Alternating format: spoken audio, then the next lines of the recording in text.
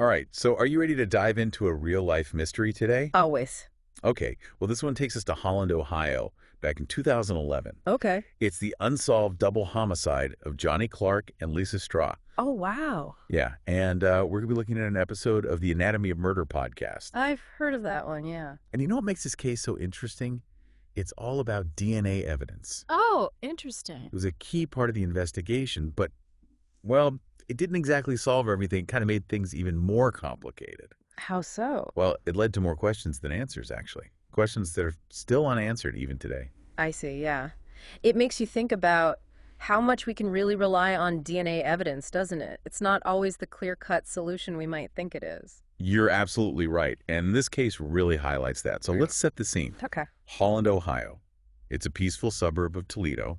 It's January, snow is falling. Sounds peaceful. It was. Mm. 21-year-old Johnny and 20-year-old Lisa are house-sitting for Lisa's parents. Oh. They were on a cruise. Johnny and Lisa were all set for a cozy night in. I can picture it. But that night takes a very, very dark turn. And we kind of get a front row seat through these chilling 911 calls. Ooh, 911 calls. Those are always so eerie to listen to, like you're right there in the middle of everything. They really are. And in this case, they're crucial pieces of the puzzle. So the first call comes from Lisa's friend, Tiffany. Okay. She's just calling to check in on Lisa, girl talk. Yeah. But during that call, she overhears Johnny in the background. He's confronting someone. He asks, "What are you doing here? Who are you?" Oh, wow. Chills. Literally chills. I know, right? And that question, it's like, it just hangs over the entire case. We Yeah. still don't know the answer. That's so creepy. Do they know who Johnny was talking to? That's the mystery. Mm-hmm. And here's where things get even more complicated. Tiffany, she thinks there might be drugs in the house. Oh, no. So she hesitates to call the police. She's worried about getting Lisa and Johnny in trouble. I can see why she'd hesitate, but gosh, in a situation like that, every second is precious. Absolutely. And that delay, it just adds to the tragedy of this whole thing. Yeah. Now, the story gets even more unsettling when we hear the second 911 call. This time it's from Johnny's mother, Mady. Oh, his mom. She's frantic. She can't get a hold of Johnny. The terror in her voice, it's just heartbreaking. A mother's intuition is so powerful. I bet she just knew something was terribly wrong. You're right, she did. And tragically, her fears were confirmed when Johnny's father found their bodies the next morning. Oh, that's awful. What was the scene like? Grim. Absolutely grim. Both Johnny and Lisa were bound with duct tape. They had plastic bags over their heads. Ugh, that's horrible. It was a brutal scene. There were signs of a struggle, like they fought back with everything they had. Duct tape and plastic bags, though, that sounds like it was planned, premeditated, not some random act of violence. Exactly. And that's what's so chilling about this case. It wasn't a spur-of-the-moment thing.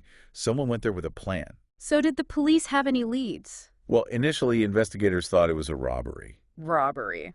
Makes sense. I mean, there was a kicked-in bedroom door, rooms were ransacked. It looked like the classic signs of a break-in. Yeah, I could see why they'd go down that path. But as they dug deeper, things just didn't add up. Like, for starters, there's no sign of forced entry into the house. Wait, what? That's strange. If it was a robbery, how did they even get in? That's a good question. And usually, burglars don't carry duct tape and plastic bags with them.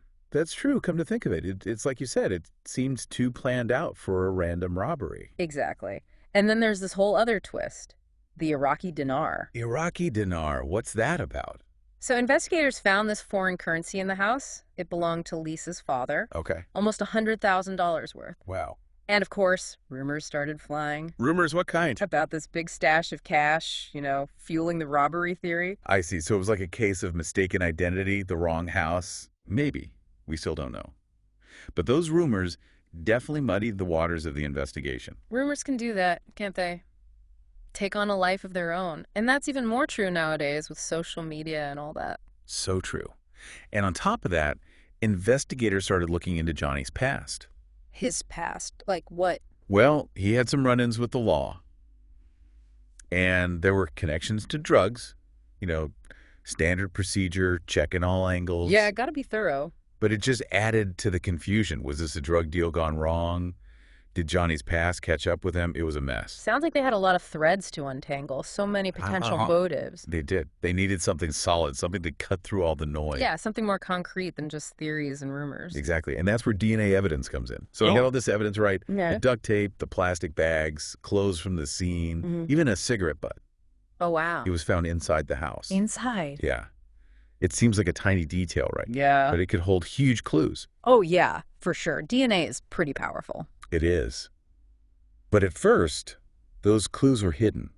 What do you mean? Well, the DNA test didn't give any immediate answers. They didn't match anyone they thought might be involved. Like who? Well, like Tiffany, remember her? Oh, right, Lisa's friend. Yeah. And Johnny's ex-girlfriend, Alex. So they hit a dead end. Yeah, but they kept at it. And after 9 months, they got a break in the case. 9 months? That's a long time. It is. But it came for that cigarette butt. The one inside the house? Yeah. The DNA on it matched a guy named Samuel Todd Williams. Okay. And no one knew who he was. Oh, a total stranger. Yeah, it was a huge shock. So, of course, they brought him in, questioned him. He denied everything. Of course he did, but his DNA was there. I know, right? And there was something else, too. What's that? He just seemed really nervous. Like sweating, heart racing. Ah, those telltale signs. You can't hide those from experienced detectives. Exactly, but hold on, there's another twist. Remember I said there was a DNA mixture on the cigarette butt? Yeah? They finally identified the second profile. And guess what? I don't know what. It was a woman named Cameo Petaway, Okay. and she knew Samuel Todd Williams. Wow. So now they had 2 suspects. Right. Both linked to the crime scene by DNA. Seems like a slam dunk. Yeah, that's what I was thinking. And, oh, it's not that simple. What happened? Well, the prosecution said it was a home invasion gone wrong. Like a robbery. They thought Williams and Petaway targeted Johnny and Lisa because of that rumor about the cash. Oh, right, the Iraqi dinar. So it was just greed that led to this. That's what they thought. But there were some problems. Like what? Well, for starters, Cameo Petaway was acquitted. The jury didn't think there was enough evidence to convict him. Seriously. But his DNA was there. I know. It's crazy. Yeah. But Williams, he was convicted on all charges. Murder, kidnapping, the whole 9 yards. Wait, so one guy's convicted and the other walks free, even though their DNA was both at the scene. Yep. That's what makes this case so bizarre. Totally. It raises a ton of questions. Like, what was Petaway even doing there if he wasn't involved? And how did Williams even know about Johnny and Lisa? Did they know each other? Exactly. And that's where we circle back to someone we talked about earlier. Remember Johnny's ex-girlfriend, Alex? Oh, yeah, the one who sent those threatening messages. Yep, that's her. But her DNA wasn't at the scene, was it? No, it wasn't. But remember those messages? Vaguely. What did they say again? Well, she talked about duct-taping people and leaving them for dead. Ugh, that's just creepy. Especially knowing what happened to Johnny and Lisa. I know, right? So naturally, investigators took a closer look at Alex. Could she be the missing link? Did she somehow connect Williams to Johnny and Lisa? Interesting. What did she say when they questioned her? She denied any involvement. But without any hard evidence, they couldn't really do anything. So did they just drop it? Just let her go? Well, that's when things took another turn. Williams, he was facing the death penalty. Oh, wow. That's serious. It is. And in a last-ditch effort to save himself, he changed his story. Oh, boy. Here we go. What did he say? He said that Alex was the mastermind behind the whole thing. Whoa, really? Like she put him up to it? Yeah.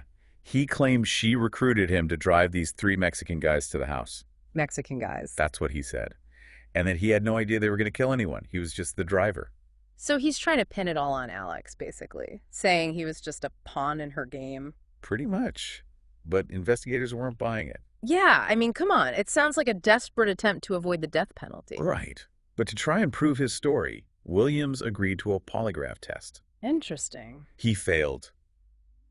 Miserably. So he was lying. But polygraphs aren't admissible in court, right? No, they're not. But they can be helpful in investigations. Yeah, I guess they can show if someone's being truthful or not. Exactly. So even though Williams might have been making up that story about Alex, failing the polygraph meant he wasn't telling the whole truth. So he was definitely involved somehow, even if he wasn't the one who actually killed Johnny and Lisa. Right. And it just brings us back to that big question. What was Alex's role? Was she really the mastermind? It's hard to say. But she's definitely a key piece of this puzzle. She is. And it's a puzzle that's still not solved. It's just unsettling, Yeah. to think that even with a conviction, we still don't have all the answers. And Alex, Johnny's ex, it's like she's this shadow lurking over everything. Yeah, she's a big loose end. And her involvement or potential involvement just makes this whole thing even more complex. I mean, you have the possible motives, her connection to Williams, and those messages. Ugh, those messages, it's hard to shake those off. Right, it creates this cloud of suspicion that just hangs there. Like, even with the DNA evidence, we can't quite get to the bottom of it all. So where does that leave us? I mean, we have a conviction, but not really closure. What really happened that night in Holland, Ohio? Did Williams act alone? What about those 3 Mexican guys you mentioned? What about Alex? Well, the case is officially still open, which is pretty interesting. It means investigators haven't ruled out the possibility of other people being involved, or even a completely different story than what came out during the trial. So there's a chance we might get more answers someday. Maybe, but for now, we just have more questions, and that's why this case is so fascinating, but also so frustrating. I bet it's especially frustrating for Johnny and Lisa's families to have a trial and a conviction, but still have so many unanswered questions. Oh, absolutely. It must be incredibly difficult for them to never really know exactly what happened or why. That's gotta be tough. Yeah, it makes you think, you know, about the limits of what we can know, even with all the tools and technology we have. It does. This deep dive, I mean, we've examined the evidence, looked at different theories. And we still don't have a clear picture. Nope. It really highlights how complex the truth can be and how important it is to be thorough, to consider every angle, to be open to new information. It's a good reminder that even in a quiet suburb like Holland, Ohio, bad things can happen. Definitely. And that sometimes, even with things like DNA analysis, getting to the truth can be, well, difficult. There are always human factors involved. Yeah, motives, relationships, secrets, those things can muddy the waters. Well, this case has certainly given us a lot to think about. For anyone listening, if you have any information about this case, no matter how small you think it might be, please reach out to the Lucas County Sheriff's Office. You might have that missing piece that helps bring some peace to Johnny and Lisa's families. And to all of you deep divers out there, what are your thoughts? Any theories of your own? Let's keep the conversation going. Until next time, keep questioning, keep exploring, and keep diving deep.